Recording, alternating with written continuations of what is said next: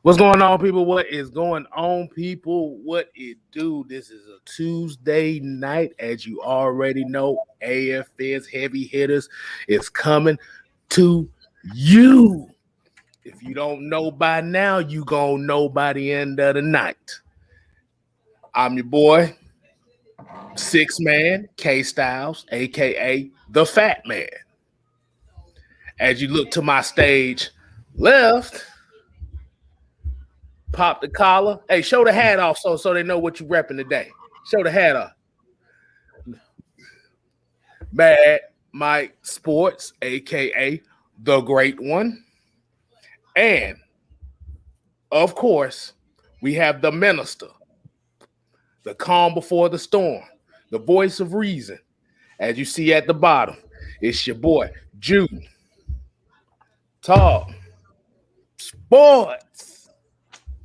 What it do, people? What it do? I want to know how everybody's doing this evening. I know the Braves are playing right now. They got a 5-2 lead. We rooting them on right now, and I know the NBA season started tonight, so there's a lot of stuff going on. So yeah. Exactly.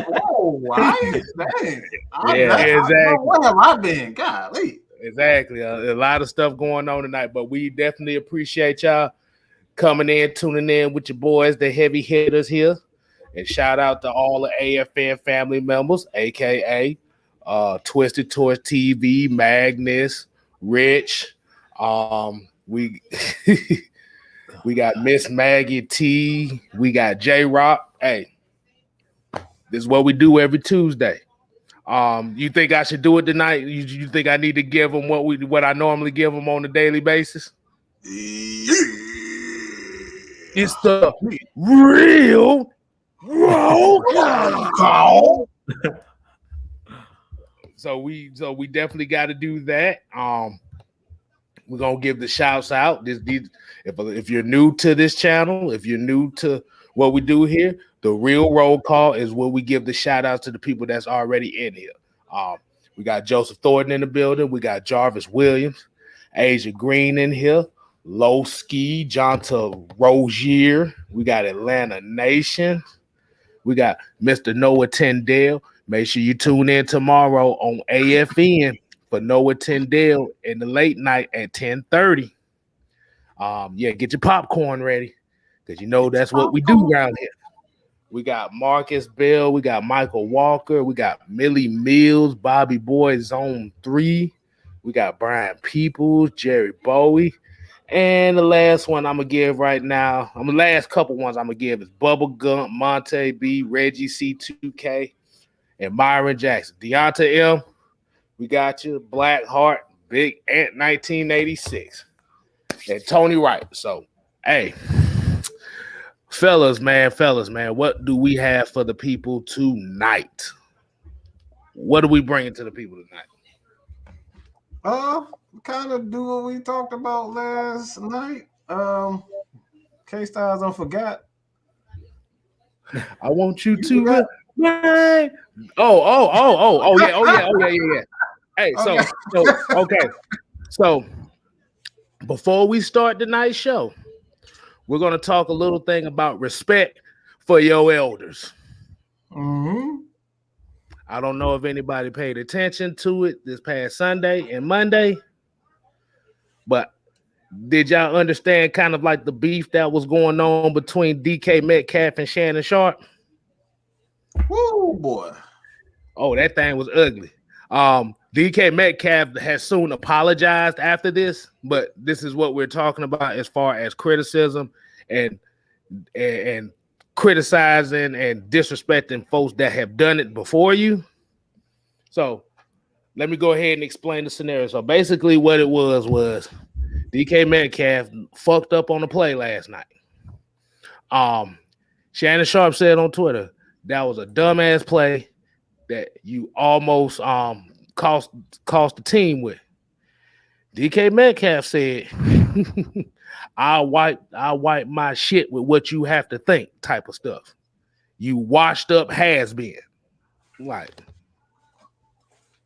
You do realize you're talking to a Hall of Fame tight end that helped be one of the reasons why your big ass is in the league right now. Mm-hmm. So this is what we're talking about. Respect your elders and respect the people that did it before you. And nah, bro, you don't do it like that. Now, like I said, I imagine if it was somebody like Troy Williamson or as Falcon fans would know, LaTerrence Dunbar would have said some shit like this. I'd be like, yeah, shut the hell up. But not Shannon Sharp. So just wanted to get that little bit out the way. I want to see what y'all thought about that as far as some guys letting their emotions overthink what they're really. Hold on, let me repeat it. Letting their emotions get the best of them. And before we get to that, $5 super chat, $5. $5.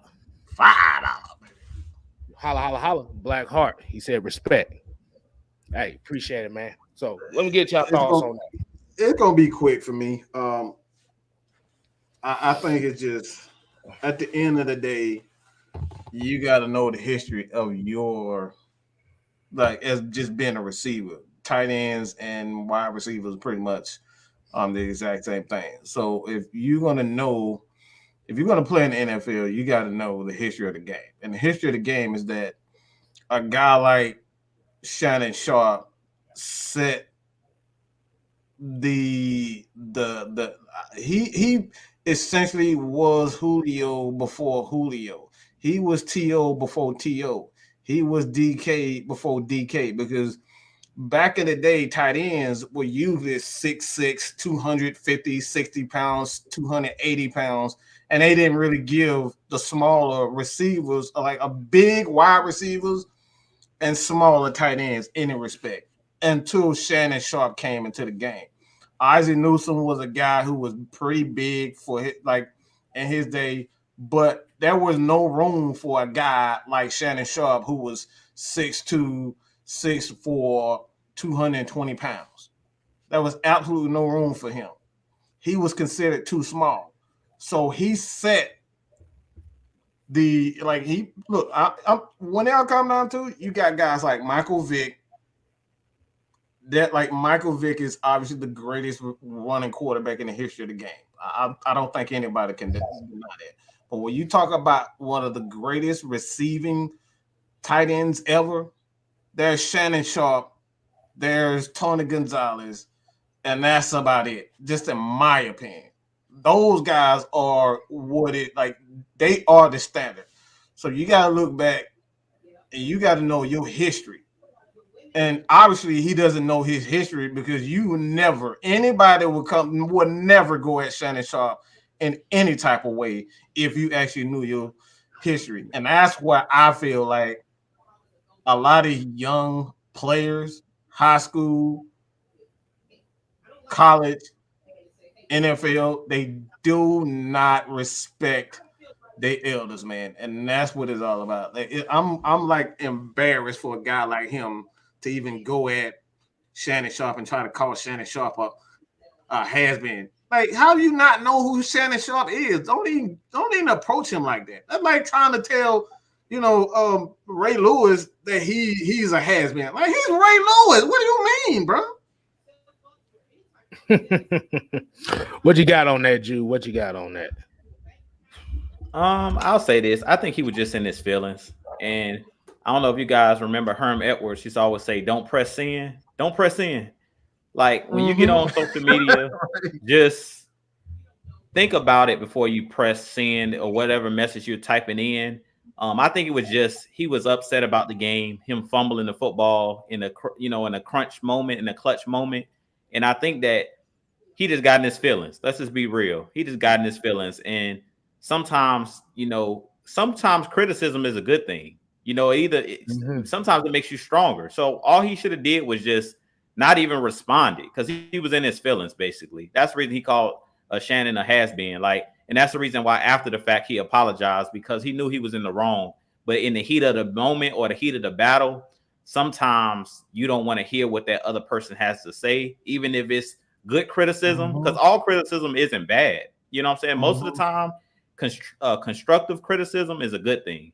And all Shannon was saying is in that situation, you can't fumble the football. Point blank in the period.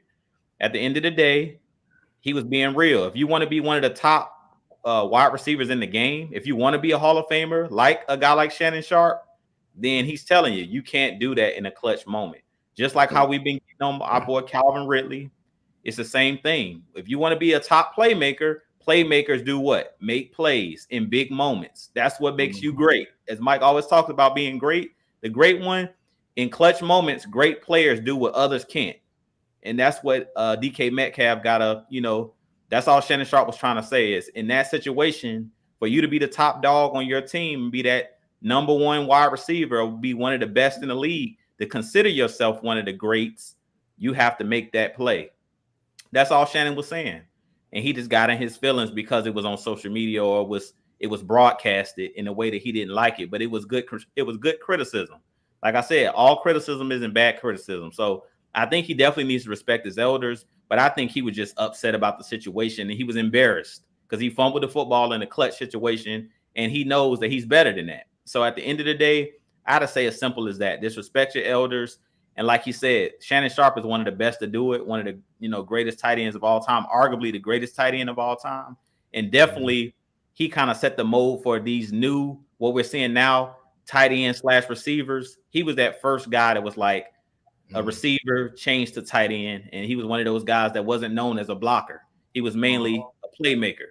He catching the ball. So that's what I take from it. I mean, I didn't make too much of a big deal out of it other than don't wear your emotions on your sleeve. And as Hermet would say, don't press in. If you see that your emotions, got the best of you at the moment, sometimes it's just let it go. Don't even comment. You know what I'm saying? Because sometimes I've even done it. I can't judge DK Metcalf. And when you're upset and you're in your feelings and you're in a low point, you know what I'm saying? As sometimes you can't even respond right then and there because you're so upset or distraught about the situation. So I think he should have not even said anything.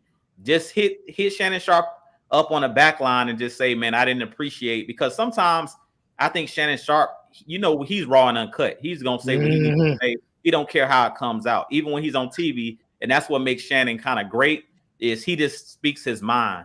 But sometimes, players have feelings. DK Metcalf's feelings got hurt at the end of the day. That's all it was. Hey, like I said, Shannon Sharpe is an old country boy from Southern Georgia, so he really don't give a what. He gonna tell it like it is. Exactly. Right. He don't care how it come out. He gonna tell it like it is. But yeah, like I said, we just wanted to get that out the way because initially we wanted to talk about that yesterday, but we forgot about it. But we just wanted to hit that right quick, and we're gonna get to what we really want to talk about. But let's hit a couple of these comments because Tony right here said that was a dumb play by Metcalf after making the catch. At that moment in that situation, he was being selfish and not thinking about the team, and he should have gotten out of bounds to stop the clock. Yes. Like I said, it's a difference between trying to be a hero and, like you said, just making the right play. Like I said, this is just one of those cases where you have to make the right play. Because the right play eliminates the mistakes. Now, if you try to be a hero, there's mistakes behind it. It's 50-50. And that's what happened. But let's go ahead and get to what we want to talk about tonight. We got Falcons, we got Dolphins coming up this week. So I want to go ahead and I don't know if y'all want to get to the three keys right now, or do you just want to give a supportness on what do you see from this Miami team? Yeah, we can switch it up. We can switch it up a little bit.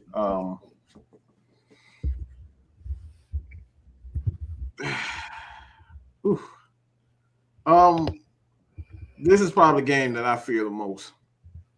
It's probably the game that I fear the most because I don't like bye weeks. I hate bye weeks. I hate when you have momentum, then you have a bye week. You have to regain that momentum. I think the Falcons will finally starting to find themselves offensively and defensively, and now you have to kind of recreate or gather that momentum, gather that confidence. So this game right here for me, it scares the crap out of me. Not because I feel as though we're not capable of winning, but for one main reason is the Dolphins got embarrassed, man. They got embarrassed. And a team that got embarrassed is gonna have a lot to prove. You know what I'm saying? Like a lot of teams, a lot of NFL players, Tua play like absolute crap. I'm just gonna be honest.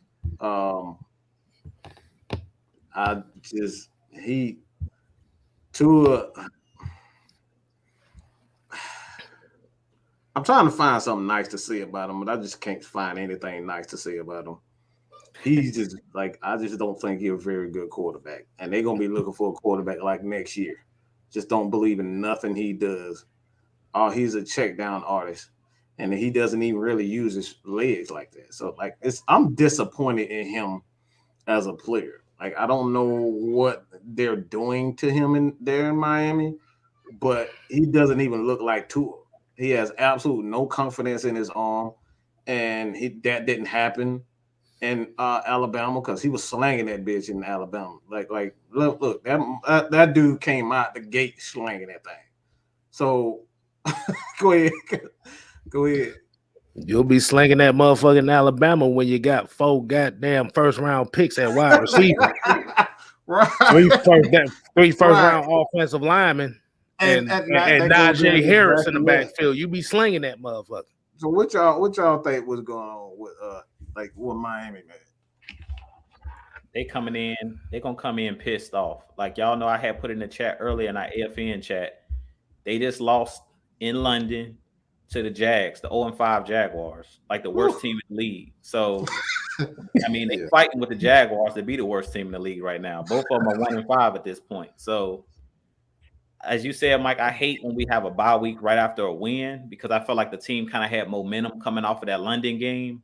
But I think that the bye was necessary because we were injured. We had a lot of guys that were injured, and this gives a lot of these guys a chance to come back. Ridley, Russell Gage. The only thing that I'm kind of fearing is what you were talking about, Mike, is rust. Like with Ridley and Russell Gage, especially Russell Gage, because he hasn't played since like week 2. I'm just wondering how rusty are these players going to be coming back, off of these injuries? Because we had a lot of our key players that plays big roles on our team that were injured. And sometimes that can affect too the rhythm of the other players that actually stepped up in their place. Like Kyle Pitts. Is he still going to see all the targets that he saw last week? Is Hayden Hurst going to see the targets he's seen? Is guys like Alameda Zaccheaus, those guys that actually stepped up and were playing well, are those guys going to have that, are they going to be able to have the same rhythm? Because it's a totally different ball game from getting thrown 10 targets to getting thrown like 2 targets in a game. And it could be in a clutch moment.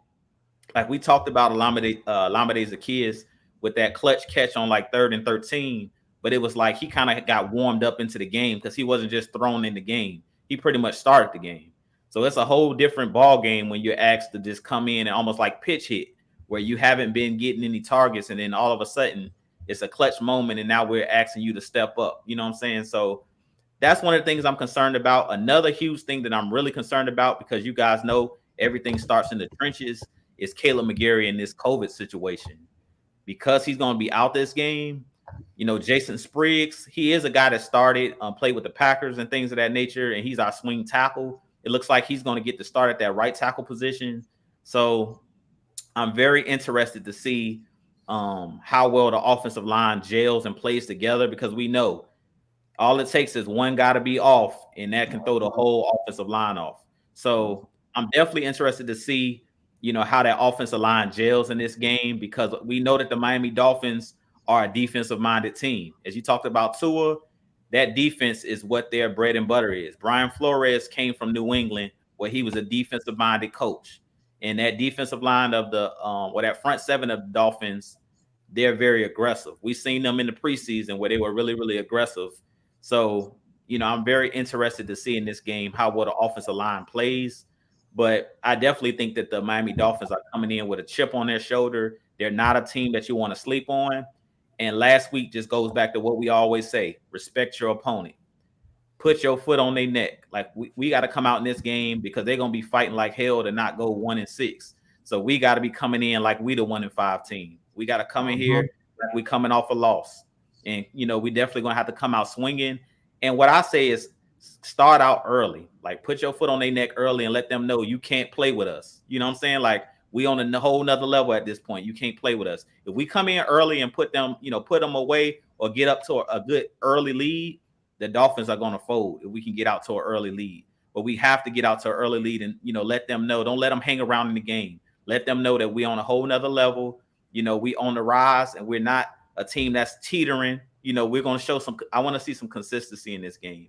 But I definitely think that the Dolphins are a team that's a threat, because if you look at the games that they've lost, they've been in a lot of games. They've lost a lot of close games. So that's what I think. I think they're coming in ticked off, though, because they lost in overtime in London, and that's a long flight to take a L. I'm just being honest. I mean, they had to let that L marinate. So I know they pissed. All right. I like the supportness that you get. Like I said, this is a little different twist for AFN. This came on the fly, so yeah. So right. Yeah, so. That's what we do. We see. That's what we do. We test each other on the fly, see what we talking about. But we wrote absolutely no keys. Like I wrote nothing out. I ain't wrote all anything. right. So my supportness of this game is going to be what did Bruce Lee say in Enter the Dragon? He said, "Never take your eyes off your opponent, even when you bow." Which basically means, Bubba, you better like you said, you better keep your foot on their necks by any means necessary. We ain't got time to be playing around with these Dolphins. We got to bust them in the mouth. That's that. Like I said, I'm just keeping it the KStylzz way. Short and simple. Bust them in the mouth. But let's go ahead and get to these 3 keys of victory for the Falcons. I'm gonna go ahead. We're gonna start with the minister on this one.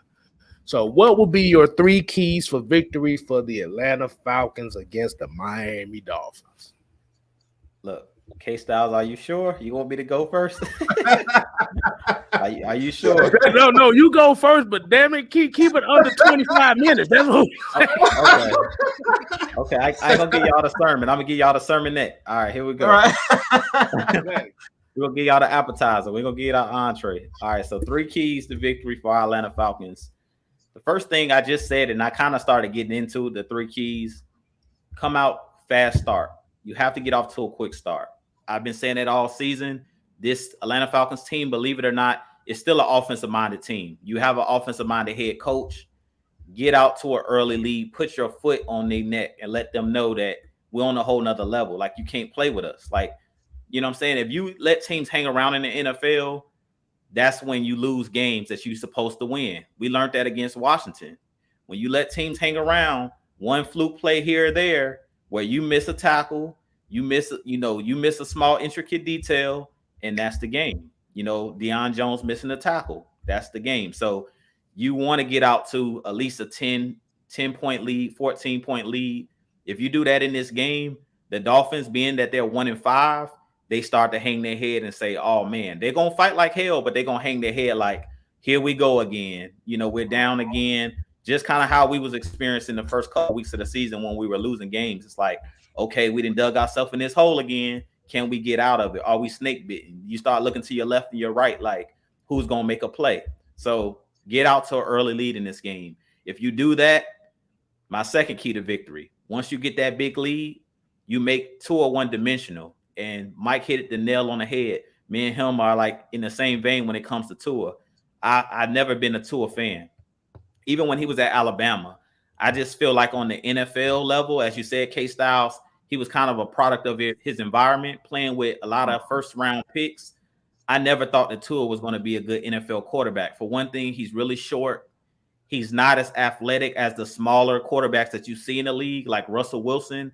Usually, if you're a smaller quarterback, you have to have a strong arm, or you have to have something that's going to basically take away some of the deficiencies you have. If you're going to be small, you better be super fast. You better have a super strong arm. Like, you can't be small, an average arm, like that ain't gonna work. Like you gotta have something special about you. And when I look at Tua, to me, I don't think he has anything that's really special about him as a quarterback. I mean, he dinks and dunks. He doesn't have a strong arm. He isn't fast. He isn't super athletic, and that's why he's had the injuries that he's had. So in this game, my goal is to put the game in Tua's hands. So get a lead and make them have to throw the ball. I want Tua throwing the ball 35 to 40 times in this game and take the running game or the running element or the physicality out of the game. So first key to victories, get out to a big lead. Second key to victory is make the Dolphins one-dimensional, because I don't believe that Tua can beat me throwing the football down the field. I think he's just going to dink and dunk his way down the field. And if you have a big lead, you're not going to be able to run the football to get back into the football game. And I feel like we're going to be able to force them to kick field goals in this game instead of score touchdowns. And then my last key to victory in this game is going to be win the turnover battle. I talk about it, every week, the small intricate details. Like it's going to be those 3 to 4 plays in this game where who's going to make that play? Who's going to punch the ball out and cause a fumble? Who's going to step up? It was Jalen Hawkins in the last game with the interception. Who's going to be that guy that's going to step up and make a key play, sack Tua and knock the ball out? Like that's what we need in this game, because if you do that, that's really what we did to the Jets in the last game prior to the bye. We got out early on the Jets. They had a couple 3-and-outs. Jalen Hawkins got that key interception. Before you could blink your eye, it was 17-0. That's what you got to do in this game as well. So if you win the turnover battle, if you do those 3 things, I think you win this game handily and easily, because I don't think that the Dolphins can put up that much. Like, I really think if we get out to a big lead, I don't think that the Dolphins can play from behind. I really think that they're a team that is defensive minded and want to keep the game close, and they're a gritty team. They want to grind it out. So in this game, we want to get out to a big lead and try to make them, keep up with us in like a barn burner. I don't think they can do it. All right, Mike, what you got for us? What you got for us? Hey, Mike, definitely shout out for the background. The background look kind of dope back there. I see the Arthur Smith.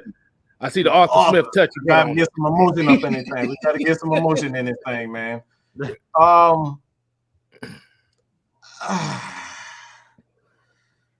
I'm just come out. I actually have a video that I'm going to put out to kind of further expand on this first key, and I want to clear up the misconception around Calvin Ridley and what we all think personally. But we got to come out early and establish Calvin Ridley. Ain't no way around it. All right. Ain't no way around it. All right. Ain't no way around it. If we're going to be, that's what I'm talking about. There you go. Throw it up. Throw the 18. Throw the 18 up.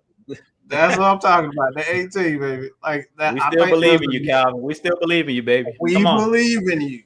But we gotta establish him. If we're going to make it to the playoffs, if we're going to win more games, he has to be the center of this offense. I love Kyle Pitts. I think he's going to be a legit talent. I think he is a legit talent. But Calvin really is going to get us over the hump. He's going to get us to the playoffs.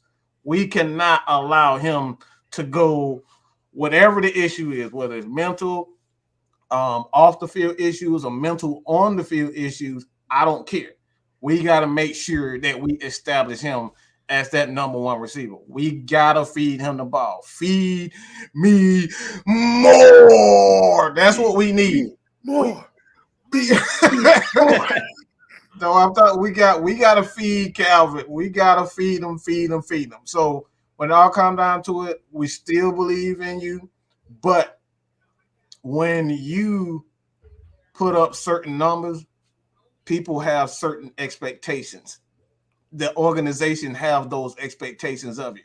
You've done it before. You can do it. So when you're not doing, I don't want to hear no excuses about him being depressed. Get your depressed ass on the field and catch the damn ball. Get your depressed ass on the field and run forward. That's all we're talking about. On the field issues.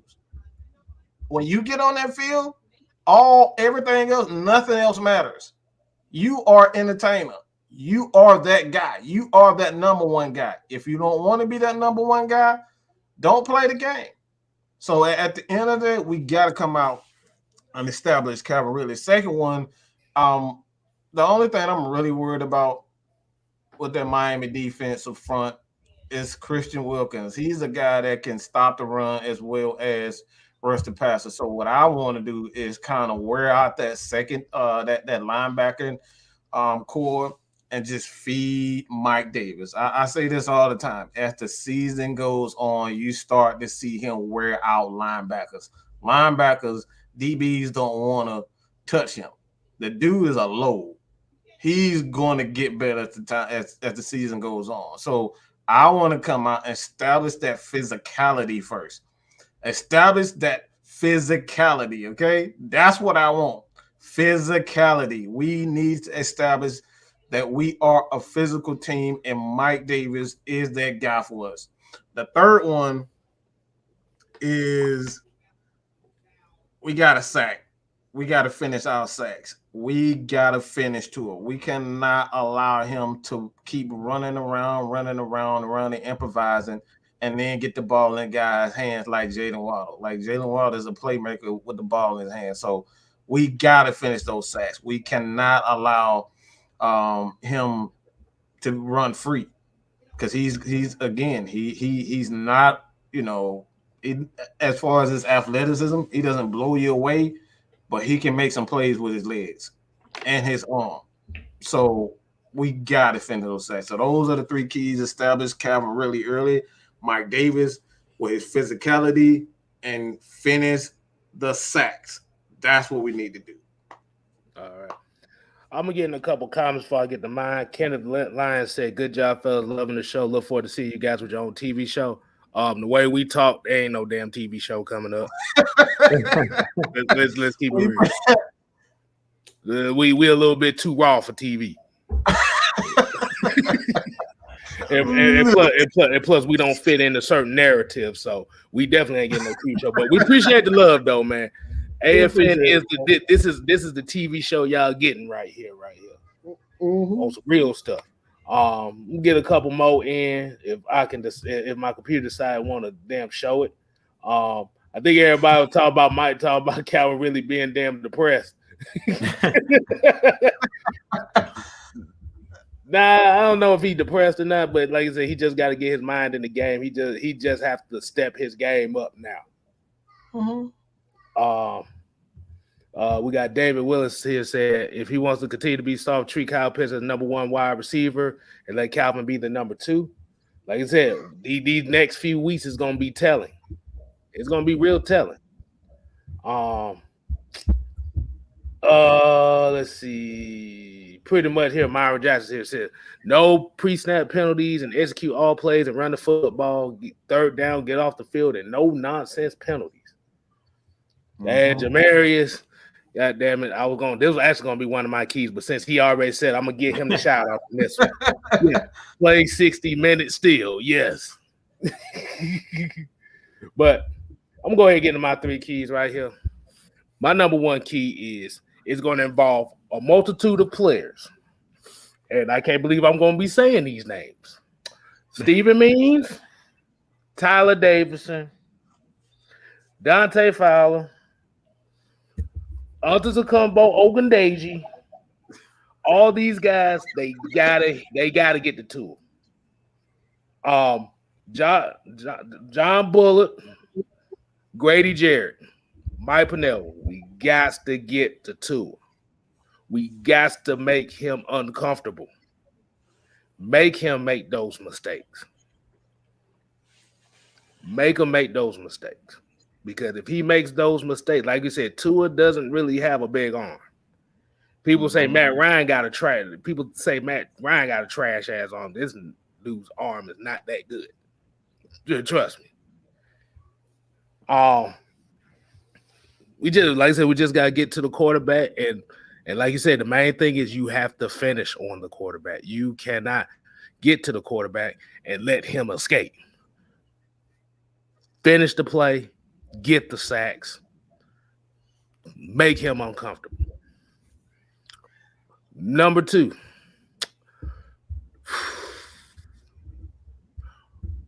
Run the damn ball.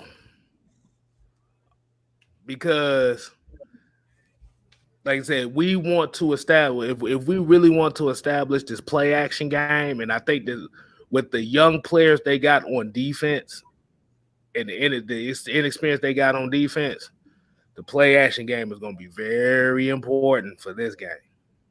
Mm-hmm. Very important.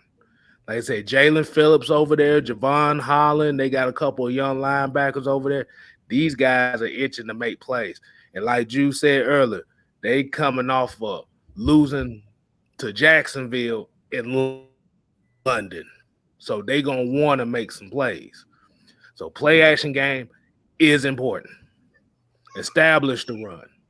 Establish the play action. And you got big plays coming all day. And my third key, the most important key, all of them. And you see what the theme I'm going in here. You see the theme I'm kind of attacking with this week. Get off the field on third down. Uh-huh. Do not let Miami extend drives. If they in a third and long, get their asses up off the field. Because if you put them in a situation to where they're picking up third and long, which is like 3rd and 7 pluses, the confidence is there, and that's where you don't want this team to be at. Like you said, like I said, we're coming off a bye week. These dudes just lost at London. Like I said, this is a make or break game until we really get into the meat and potatoes of this schedule. So you got to take care of your business. As if y'all don't know what I'm saying, I'm gonna put it in 4 words, and this is gonna sum up all my keys in 4 words. Do your damn job. That's all I got right there. We're gonna get into the Dolphins' 3 keys. Yeah, we're gonna let Mike start off with that one this time. Okay. So Mike, what's your 3 keys for Miami to beat the Falcons on this one? I'm just gonna go in assuming that Caleb Mcgarry is not gonna play. So the first one is attack the edges. You got to attack the Falcons' edges if Caleb Mcgarry is not playing. I don't think the Dolphins have enough to attack our edges anyway, but you still should not, you still got to try. You still got to try to get after a guy in Spriggs who may be the guy here, or Beavers, one of those guys who may be the, I believe is Spriggs who's been labeled as. But if Caleb doesn't play, you got to attack the Falcons' edges because, again, those are for the last few weeks they've done a good job. But being that you have a potential starter who's been playing well out, you got to go after it. And the second one, you got to feed Waddle. You got to feed Jalen. You got to go after the Falcons' slot corners in this game. There's no Isaiah Oliver. Isaiah Oliver is obviously, in my opinion, the best slot corner in the game when he is healthy.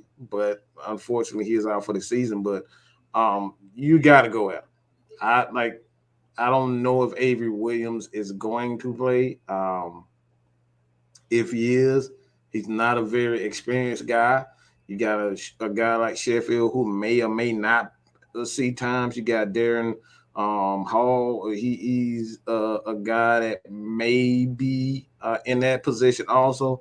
You just got to attack that slot. You got to attack. Don't even try to go at AJ. Don't even try to go at a Moreau if Moreau is playing. But don't go after them. Attack the slot. You have the advantage there with Waddle. Don't play around. Don't try to be too cute to try to see if you can catch AJ slipping. Don't even try. You got advantage. Exploit that weakness. All right. Third one, is you got to find Cordero Patterson. Where's Waldo? Where's Cordero? That's pretty much it. You gotta be able to match up with him. They don't have enough guys on that defense to match up with Cordero Patterson. When you put him in as a receiver, you put him in at quarterback, being that wildcat guy, at a running back.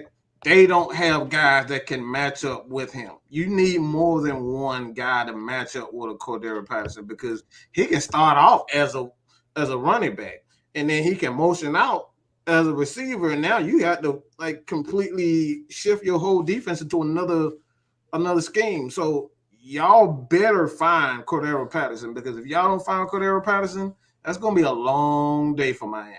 I just don't believe that they have enough to match up with that guy.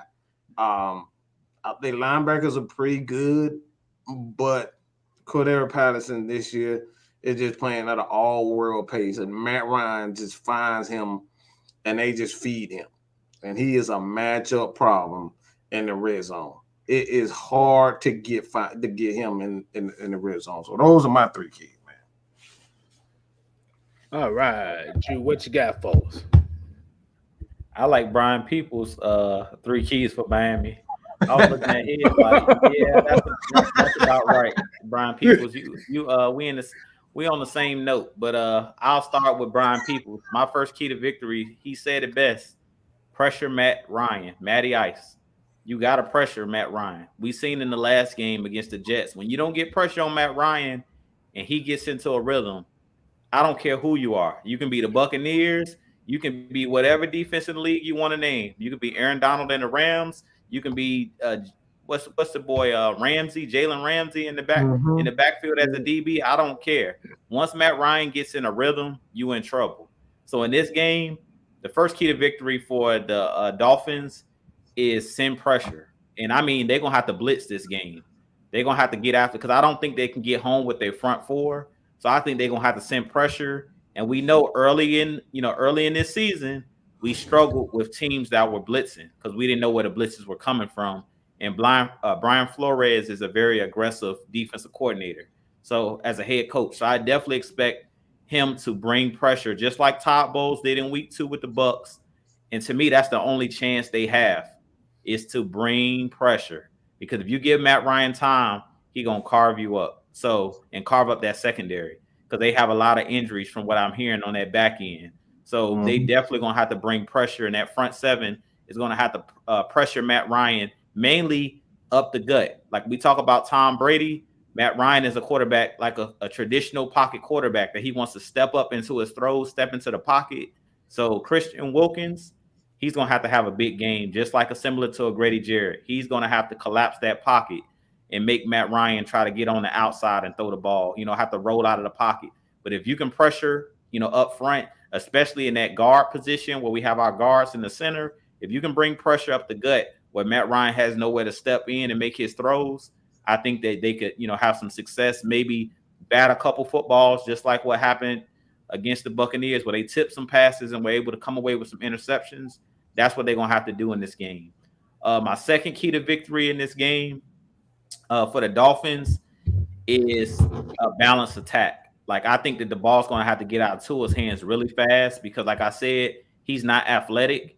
And Dante Fowler, our edge guys, Jacob Tuioti-Mariner, even Grady Jarrett. We've seen Grady Jarrett chase down Jalen Hurts. And I'm telling you right now, Tua's not the athlete that Jalen Hurts is as far as running the football. So he's going to have to get that ball out of his hands, quick, within seconds, within 3. It's going to have to be a lot of 3-step drops, and that ball's going to have to come out.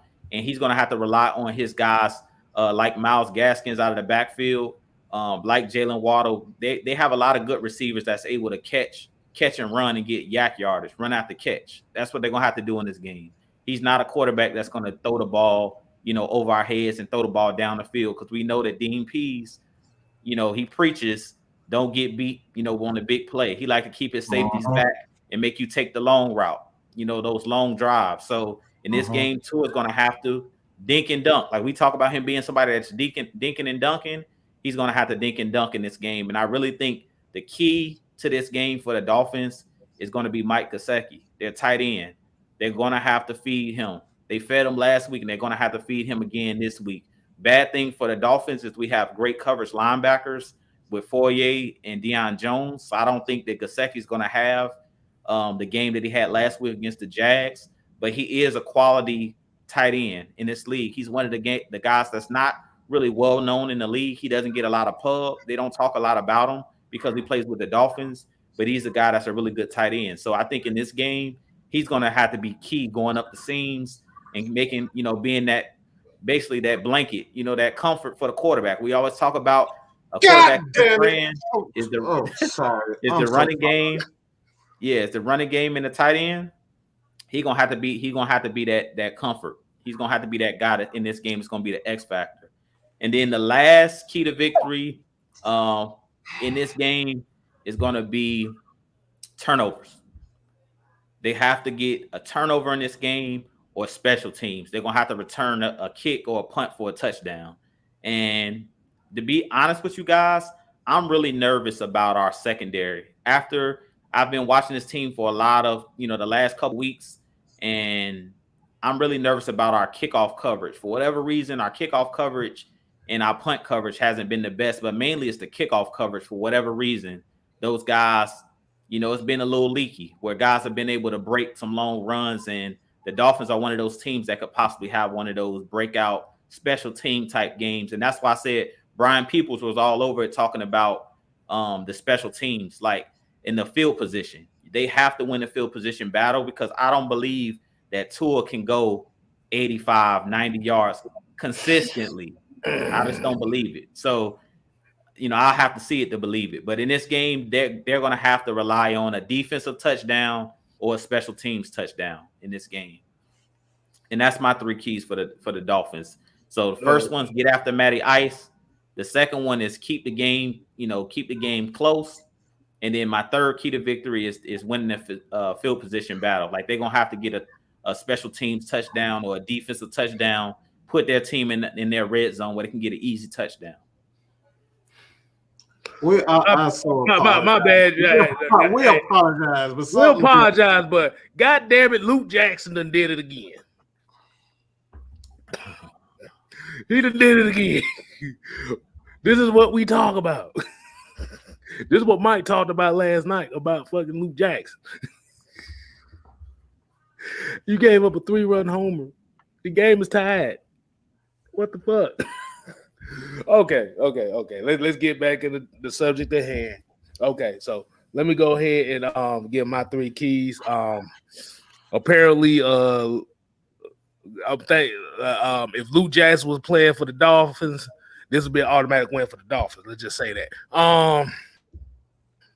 First key that I would say is, and it's kind of going into what both of y'all recently just said, was Gesicki, Jaylen Waddle. Get them involved in the offense by any means necessary. Jet sweeps, screen passes, get some chip flare routes for Gesicki. Like I said, let those guys be the playmakers. Number 2, what's that running back they got? Gaskins. Gaskins. Yeah. Appreciate it. I'm getting him involved in the game too. Like I said, you want to get everybody involved as much as possible to where you ain't got to put so much pressure on Tua to win the game for you. Let Gaskins set it up and let the playmaker do what they do. Yeah, I had a brain fart there because Luke Jackson made me have a brain fart. I'm sorry, y'all. I'm sorry. It's some bullshit. It's some bullshit. He came right on time. As I saw, they said Luke Jackson in the game. I said, "Oh Lord, have mercy! Please don't let this happen. Don't let this happen." Bam, 3-run homer. Like goddamn. And the third key, win the field position battle. I gotta go with Brian Peoples on this. You gotta win the field position battle. You have to get it to a point where Tua doesn't have a long field to try to make plays. That's all I gotta say on that. Like that, Luke Jackson Like I said, Luke Jackson done threw all my keys off. Yeah, it was 5-2. It was 5-2. We feeling confident, and then Snicker does Snicker things and bring in Luke Jackson in clutch situations where he's never been good at, and he blows the game. KStylzz, I think you need to put it up, KStylzz. 60 minutes, Atlanta Braves, not just Atlanta Falcons. 9 innings, motherfucker. 9 innings. Bro. The problem is Finish. with Snicker. Finish the damn game. With Snicker, he loses the game every time he loses. It's the same way. It's always the same way with the same people. It's Luke Jackson. Why the hell you keep putting him in? Oh, so you saying that's KStylzz say? So he cut off the Dan Quinn side of the game, bro. We're gonna do the cover 3 every time. That's exactly what I was going with. That's exactly what I was going with. Okay, yeah. So pretty much we got 3 keys out the way. Let's get into a couple of this Falcons news. We kind of mentioned it earlier as far as Jason Spriggs. So what are y'all expectations as far as Jason Spriggs? And what do you think he could do to fill in to kind of alleviate that gap between him and Caleb Mcgarry to where this offense can still be effective? I'm not worried about him. As much as I mentioned them in my keys to victory, I'm not worried about him because we have a competent play caller. And what is a offensive lineman's best friend? The running game. Arthur Smith's going to let him be physical. He's just going to go downhill. He's not going to rely on him to be backpedaling the whole game. He's going to just tell him, look, we're going to come out and punch him in the mouth, is what as Mike said earlier. Like, he's going to put him in positions to succeed. And the way that you put offensive linemen that are not the best in positions to succeed, Dirk Cutter, is run the ball. Just run the ball. Like, and we know if one thing we did establish in that first 5 games, even though we went 2-3, Arthur Smith never veered away from the running game. And that's what Mike kept saying over and over again. If you go back and watch the heavy hitter shows, if you go back and watch the post-game shows, Mike consistently said, this isn't the same team. And Arthur Smith let us know that, because even in the games where we got down in the game, we consistently ran the football regardless. If you go back and watch the games that we even lost, even when the games kind of got out of hand, Arthur Smith consistently went back to his blueprint of, we're going to be physical. We're going to run the football. And that's one thing that I love about Arthur Smith, and I call it the Arthur Smith effect. He's going to establish physicality. He's going to establish that run. If you watch the Monday Night Football game, the Bills and Titans, they basically took a note out of Arthur Smith's playbook, and they just went physical. When they seen that the game was kind of getting out of hand a little bit and the Buffalo Bills were being explosive with their passing game, what did they do? They established Derrick Henry, and they pretty much ran the ball down the Bills' throat. And that's what I expect Arthur Smith to do in this game. You heard Mike talking in his keys to victory about Mike Davis being a guy that once that fourth quarter hits and you've been running into that battering ram, you don't want to tackle a guy like Mike Davis. You start making business decisions in that fourth quarter, especially if you're a cornerback and you're on the edge by yourself with a 220-pound plus running back coming at you with a head of steam. So that's what I think he's going to do in this game. I think he's going to rely on that running game, and he's not going to put Spriggs in bad situations where we're dropping back 40-plus times. I think he's going to do a good job of mixing run and pass where Spriggs is going to get in a rhythm and get comfortable. And that's what I would do in this game, and that's what we've seen with Arthur Smith. He's going to run the football regardless. So we ain't got to say run the ball no more. I thought we were going to have to say throw the dang on ball, because the first couple of weeks, all he was doing was running the ball, running the rock. So what? Bro, Blue Jays fucked up the whole flow of the show, bro. I was just like, bro, I'm like, please, let's get the Q&A. Please get us some questions, bro. Please get the Q&A. But what I say about Jason Spriggs is, like I said, as long as we be able to keep the same physicality, like you said, run the ball on his side. Let him get established early. Let him situate his presence. Now, if he ain't worth a damn in the running game, that's when you run to the other side. But like you said, he's a guy that's been around the team. He's had a couple snaps with the first team offensive lineman. He got the most camaraderie as far as outside of Josh Andrews and folks like that with the first team. So you're replacing him with a guy that's, like I said, that's got some idea of what's going on, but we ain't gonna know until Sunday. Yeah, I think they'll be fine because the Falcons, like Arthur Smith, like to use a lot of 2-3 tight end sets. So they'll be fine. I'm not concerned with that. Spriggs being able to kind of find a way how to get Jalen Mayfield out the his struggle. So he'll find a way to get Spriggs comfortable fairly fast and fairly quick enough. At the end of the day, like this offense is it does cater to it caters to mistake-free football.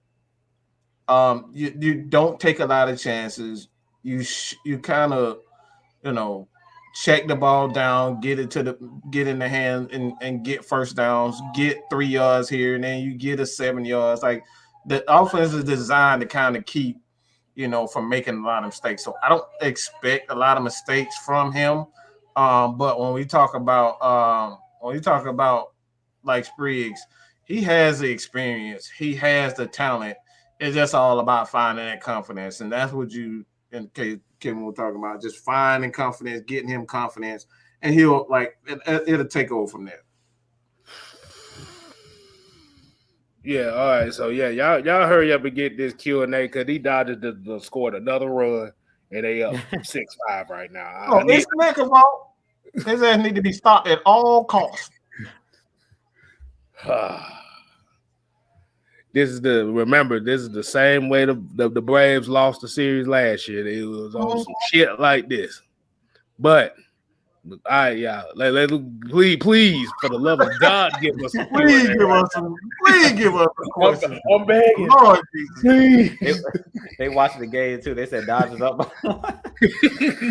Yeah, I'm bro. It like Drew. It's the same way. He loses the game the same way all the time. It never changes. It's either with to play for the 2020 Falcons. You sure he won't on our roster like that? Shit, boy, but he's not lying. It's always, but Mike, have you noticed it's always the same 2 pitchers? Mm-hmm. The same 2 pitchers. Yeah. Will Smith or Luke Jackson. What the hell? I like, Lord have mercy. This like I said, this is one of those things we like, bro. Here we go again. Braves bats need to wake up in this. I'm telling you right now. Freddie Freeman, please save us, because Brian Snigger about to lose this one with that one. But okay, so yeah, please don't pull your hair out. Don't do it. Don't. I know it's frustrating, but it ain't that damn serious. I don't know what to say about that. But so okay, here we go. Channel KStylzz said, y'all think we can win the next 3 games? Hold on, let me pull the schedule up so I can tell y'all what the next 3 games is. Because look, I'm on the respect your opponent 1 game at a time mode at this point. I kind of stopped skipping ahead and looking to the next 3 games. But let's see who we got. We got the Dolphins on the menu. Let's see who else we got. We got the Panthers at home next week. And let's see. And then we got the Saints at the Saints. Mm-hmm. So I'll say we need to focus on winning this week. But I mean, we after this game, you go into 2 division games, and we know how those division games go. I mean, that's anybody's game, but the Panthers are on a 3-game losing streak at this point. So They started off 3-0 and lost 3 in a row. So at this point, they're kind of sliding. And then the Saints, they've been up and down all season as well. But, that's the rivalry game. So I'll say let's just focus on the Dolphins. But anything's possible. If this team continues to rise, this game, I'll say this game is going to tell us a lot about this Falcons team heading into the NFC South matchups. Miss Maggie. Real. Maggie, what you mad about, baby? He came in here like the bases are loaded. Right? I just got off a show. I don't know if anybody follows Little Nas X. Oh my gosh. He has a podcast. I just got off that show, but I was actually watching these Braves right about now, and I just kind of wanted to come in because I know y'all talk about them Falcons, but what in the world is going on with these Braves? Oh my God. Luke Jackson is what happened. That's what happened. It's Luke Jackson and Brian Snicker. That's been the formula of disaster for this team for the last couple of years in the playoffs. Bro, it never fails. It's literally like looking at the Falcons blow a lead the exact same way every time. We go in the cover 3, and the Braves answers. We bring in Luke Jackson with a lead, and he blows the game. It never freaking fails. He's brilliant with everybody else, but soon he get comfortable. As soon as the Braves start playing well, he does some dumb shit and bring in that damn loser, Luke Jackson. All right, I'm just gonna say it. I don't give a fuck about being positive. None of that shit no more. That motherfucker need to be he need to be off anything Atlanta related. Don't send his ass to Macon, Georgia. Don't send his ass to Rome, Georgia. Get your ass out of the whole state of Atlanta. Get away from the city of Atlanta. Get out of Georgia. Get away from Atlanta. I'm watching. I'm on about a Little Nas X Dad's podcast, and I'm looking in the corner of my eye. I'm trying to focus on the show. I'm looking like, what? If we was doing good, I was like, oh, we about to win this thing. Then I turned around, I saw them cheer, and I was like, what in the? So I didn't watch the game. So yeah, I'm sorry. Yeah, I'm not in a good mood. It's just one of those cases where you want to just go ahead and sniff glue. Just for the hell of it. That's what happened. just sniff glue would feel better than this right now. Glue wouldn't be better than this right now. I'll be right there with you, sniffing glue, than having to deal with this bullshit. Golly. And this is supposed to be a heavy hitters about the Falcons and stuff. And then I'm sorry. I don't came in and interrupted. What y'all got going on? We pretty much Q&A now. The Luke Jackson thing done just basically threw everybody off right now. That's all we hear. That's all in the chat right now is Luke Jackson. We apologize. I apologize because I screamed in the middle of you talking. I'm sorry, man. Oh my gosh. Boy, it drop his ass off at Skid Row. That's what your ass. These comments are blazing, Luke Jackson. But we still have an opportunity. We just struck them out, so we're just gonna try to be optimistic. Maybe they'll come on and get another run in there, but they can.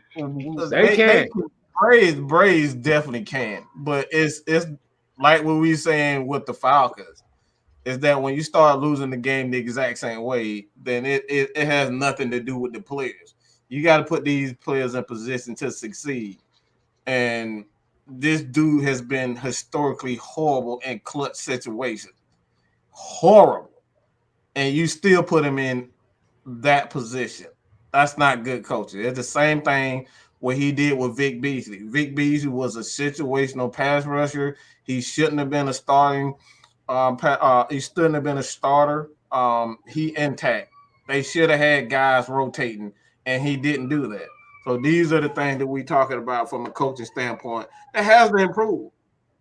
It got to improve. You know what I'm saying? That you see what happened with the Hawks when they got a coach that could actually make those right decisions. And he took them guys right to the damn Eastern Conference Finals.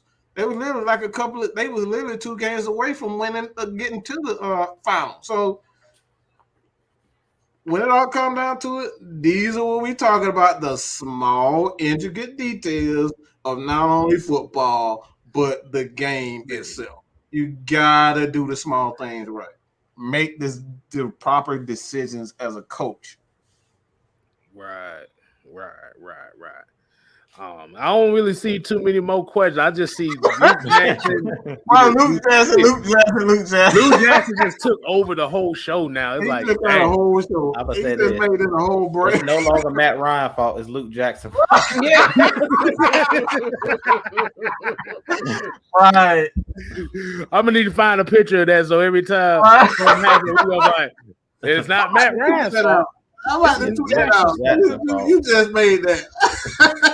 Hey, shout out to TalkSports for that one, boy. We gonna use that. Look, Lord, y'all give us y'all best.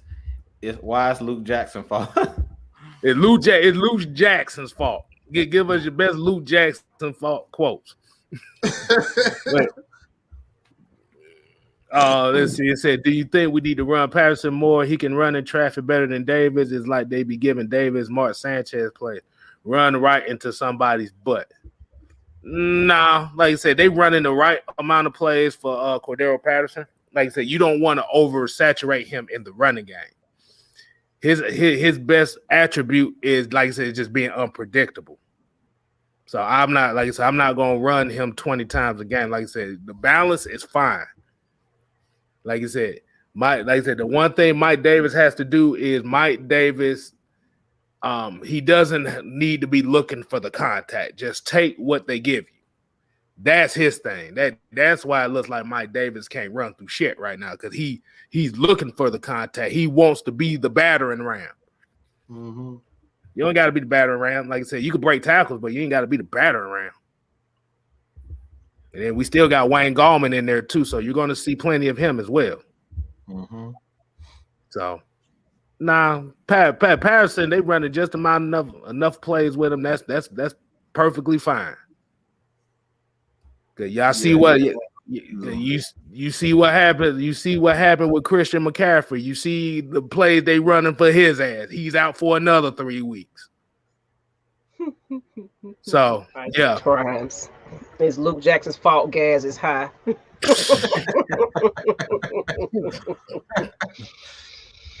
Oh my God. Oh bro. Oh my goodness. Hold wait a goddamn minute. Hold on, man. Oh my goodness. I'm sorry. I just need to pause. Hold on. I think I throw that up there right quick. I gotta throw that right quick. Yeah, he needs this one. Say a whole video on this. Please make the powder toast moment. The powder toast player of the game right now is, of course, the powder toast man himself, Luke Jackson. Oh my gosh. Oh my God, bro! This is an Atlanta Falcons show. What? It just got overtook by depression. Luke Jackson. Yeah, I don't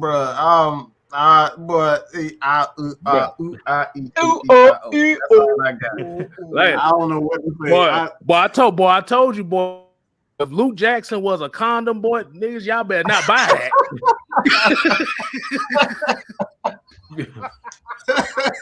I can't even focus. I can't even focus. Oh my goodness. Ooh, boy. I rather eat that hard ass chip at the bottom of the bag than look at his ass pitch right now. That's a lot of things I would rather do right now, man. Ooh, boy. Asia, you so crazy. Well, I go. Shit, you damn right about that. He made my head. Shit, bruh. And like I said, and this is what we saying. Like, and this goes with all sports. All it takes is one play, one series, one moment to change the whole momentum of a damn series or a game or something. Just like what you said, you always said. 3 to 4 plays. This is football. But But I can't even get him the powder toe. At least the powder toes I can get that respect. He is a Croco Stimpy. That's what his ass is. Goddamn Croco Stimpy. And while y'all talking, I'm finna pull up a Croco Stimpy picture just for his ass tonight. Oh my goodness. Man, this is depressing. Oh my goodness. Let's see if I find that shit. They won't be screwing up their season. How about that? Yeah. We ain't gonna put that in the. We ain't gonna put that in the atmosphere. Nah, we ain't doing that. They obviously the better team this year. I just believe that they just are. Everybody know how I feel about that little person at quarterback. Even with him at quarterback, they still just they have a lot of talent that can cover up a lot of weaknesses, and not a lot of teams have that. Alabama don't have the players to cover up their weaknesses, and that's why they end up getting beat. Georgia's just that defense is just damn near unstoppable. That defense is just nasty. Okay, and yeah. Yeah, I'm about to say Elroy Jackson done stepped up this year just enough. Right. That's why I said, despite how I feel about him, he does enough not to lose the game. And I can respect that rather than going out and giving up lead, just going out playing horrible. They just have enough. They're just a better team this year. This is the first time I can say that the Bulldogs are just the better team in the nation right now. I don't think anybody is capable of beating them right now. I really don't think Alabama can beat them. Alabama, Bryce. Here you go. We go down that hill. Yeah. We gonna win. We gonna win that game. I'm the only one in the universe that thinks that, but we win that game. But let me put this up right quick. I found look, this is gonna be Luke Jackson's new profile picture. So every time we see him, we're gonna think this is what a goddamn Croco Stimpy looks like. That's Luke Jackson right there. Hey, Mike. Oh, what the hell? Whoa. That's Luke Jackson. Like a Croco. That's a Croco Stimpy right there. That's Croco Stimpy. We down 2 outs. We got one more to go, y'all. This is the last of it. Oh my God. Oh, Luke Jackson screwed up the whole live show. Just killed the whole floor. I was good until that.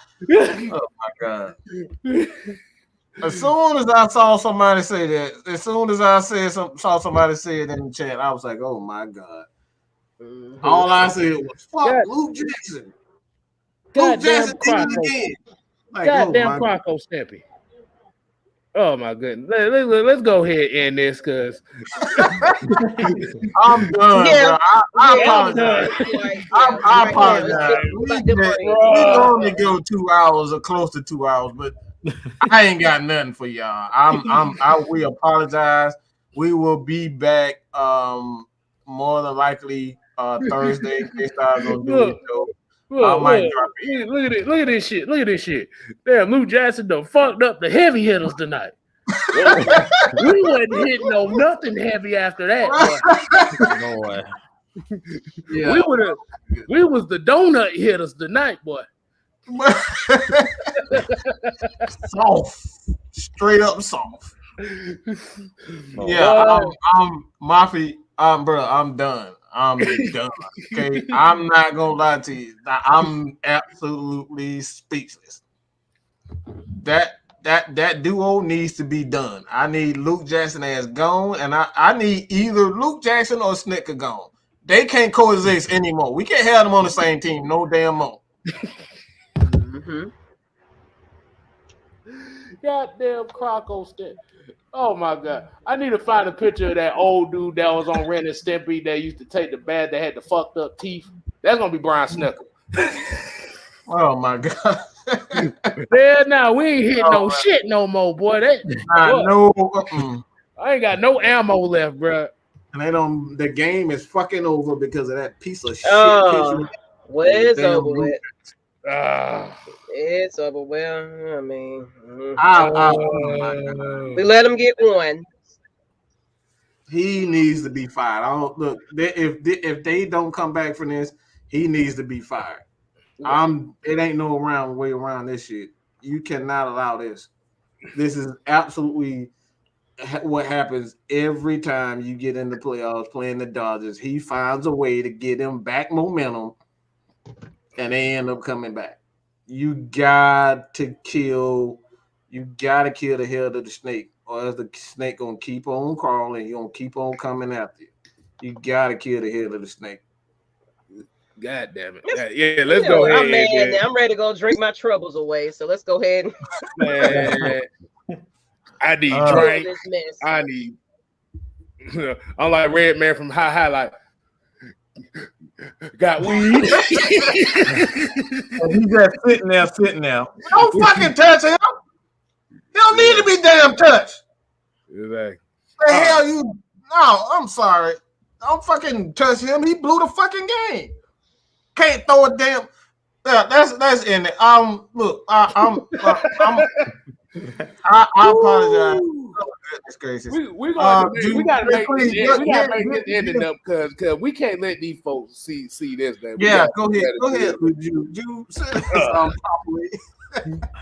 Look, let me go ahead. We need a sermon. We need a sermon right now. Let me go ahead and get a benediction. So let us pray. Hey. Look, man, we thank y'all for tuning in. Look, even though the Heavy Hitter Show became a Atlanta Braves watch party, Luke Jackson fault. We appreciate y'all tuning in as always. Like we said, look, hopefully the Falcons can go ahead and put their foot on the Dolphins' neck this week and get to 3-3, 500, and hopefully we can tie together 2 wins.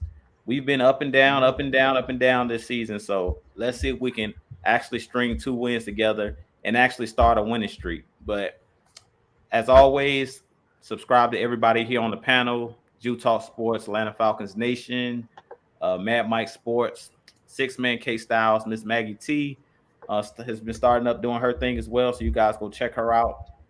But with that being said, I'm gonna kick it over to you guys. But I appreciate y'all tuning in as always. I kind of was on a little bye week myself last week, but I'm gonna have a lot more coming for you guys this week as well on my channel. So y'all just stay tuned. All right, man. We definitely appreciate y'all. I'm gonna go through this whole box just right now, just because of that. Do you see this? Already went through 1. I got 5 more to go. We definitely appreciate it. I'm pissed off, so I got a whole pack of Big Red right here, and I might go through these mugs right before. Boy, that motherfucker gonna be looking like a baseball player. Gonna be cross-eyed. He gonna chew so much gum, he gonna be cross-eyed at the end of the damn session. Oh my goodness. But definitely we appreciate everybody tuning in. Like I said, we got mostly the show that we wanted to get out the way, but once again, Luke Jackson, Brian Snicker, fucked the mood up with that decision. But like I said, continue to support AFN. We on the road to 2K over here. Like I said, we definitely want y'all support. Get us over that hump. Like you said, Sochi seconds tomorrow. Miss Maggie T got a topic that y'all might want to tune into because there's some goofy shit going on here. I was gonna get to that. Okay, my bad. That's just a warm up. That's just a warm. They don't know what the topic is, so that was just a warm up. So, yeah. So, like I said, y'all make sure y'all tune in to Sochi seconds tomorrow with Miss Maggie T. You might catch a couple of us fellas over there too. Make sure you also tomorrow after Miss Maggie T gets on, tune in to Atlanta Falcons Nation. So you can see your boy Noah Tyndale get his show up at 10:30. They're gonna definitely be talking football over there. So if you want your football fix on Wednesday, tune in 10:30 over there. You got your boy, the 6-Man combo on Thursday. Friday Night Madness on Friday. But definitely, we appreciate everybody that tuned in tonight. Like I said, share this video with people that might not be subscribed to any of these channels over here. Like I said, we're trying to get everything up here. Y'all helping us get this algorithm thing up. This is what we want. Mm-hmm. As simple as hitting the like button. Exactly. The likes are free. Just remember that the likes are free. Mm-hmm. There's a few channels out here where they got chat rooms where you gotta pay to get in. We just asked for a like. Remember that. But definitely appreciate everybody. And fuck Luke Jackson. I had to throw that in there right quick. What you got, Mike?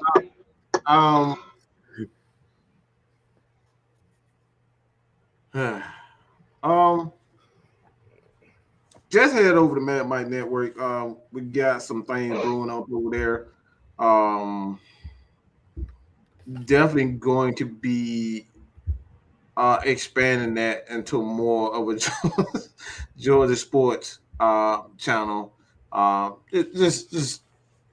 Just for honestly, just for Georgia sports fanatics. There's not a lot of places where you can go and actually get a lot of Georgia sports. So Mad Mike Network, Feline Sports Podcast, Miss Maggie T, KStylzz, TalkSports, who actually is a Reds fan, I believe. He's a Reds fan, and he is a Cleveland Cavaliers fan. So if you guys like sports outside of just Atlanta and Georgia sports, this is what we provide. We provide all types of analysis. We just sports fan at the end of the day. So whatever you want, man, you got questions that you want us to answer. Doesn't have to be Falcon related. It could be sports related. We will do videos for you guys. It's whatever you want. We are here to serve you. With that being said, Ms. Maggie, can you please send us out properly? Well, first off, KStylzz kind of already gave a little hint to what my show is about tomorrow. If y'all haven't followed, remember it was Lust Exchange at some point. We got a super chat. We're gonna get to that in a minute. But it used to be Lust Exchange, but now it's solo. Now I moved it over to Sultry Seconds. It's still the same channel, just a different name. So Sultry Seconds on YouTube. We're having a topic about, if anybody know Eddie Winslow or Darius McCrary, y'all know that little situation where, you know, there's some rumors going around that he's, you know, talking to somebody that everybody's a little surprised about. There's a little hint. But on top of that, we're going to get into these red flags about relationships. So this is outside of football. It's a little bit about more getting things, you know. Oh, baby. No, that. I had to shut. I cut you off. You rude. How can you do that during the show, KStylzz? Hey, I'm in the Miss Maggie right now. Hey, you better talk to her son about that shit. Well, anyway, make sure y'all follow me over there. 2 seconds, Miss Maggie T. If y'all want to watch tomorrow night at 8 p.m. Eastern Standard Time, we're going to be talking about a whole bunch of good stuff. I talk about relationships, mental illness, and all that. So I'm back in full effect, y'all. Y'all probably missed Lust Exchange, but we are back. So y'all tune in. If you want to join line, I'll have the stream out so you can go ahead and get in this conversation. But that's all I got. Don't want to hold nobody else up because my son is over there probably ready to wreak havoc. So that's all I got. Javon Estrada. I'm paying $5 for everyone to see me say fuck Luke Jackson. God that's damn. Right. That's $5 worth it. Appreciate man, we greatly appreciate it. Good gracious alive.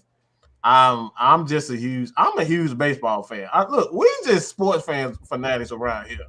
At the end of the day, we just sports fanatics. So again, if you have any questions for either one of us, head to our individual channels and just leave a question. We will answer it in video form. It doesn't have to be Falcon related. I just made a video on Malik Willis, the quarterback, because someone asked for it. like even draft, whatever it may be. You got a question, we will answer. It's simple as that. So, hey man, head over Miss Maggie T Suchi. So I can never say that. Say it for me. Sultry seconds. Sultry seconds. Okay. Yeah. This damn show, man. No goddamn Jackson. God damn it. He just screwed up the whole game. All right, I'm done. We appreciate everybody for joining. The KStylzz is just a mess right now. I'm a mess. Look, this has probably been one of the weirdest heavy hitters episodes. Oh my god. I can't do it like KStylzz, so I'm gonna just say bye. So, bye. Tuesday!